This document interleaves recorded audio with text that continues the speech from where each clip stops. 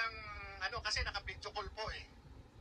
At ako, ayon, di umano, ito si James Kumar, interesado sa akin. At naging subject ng kanilang three-way conversation na ako wag nang magsalita.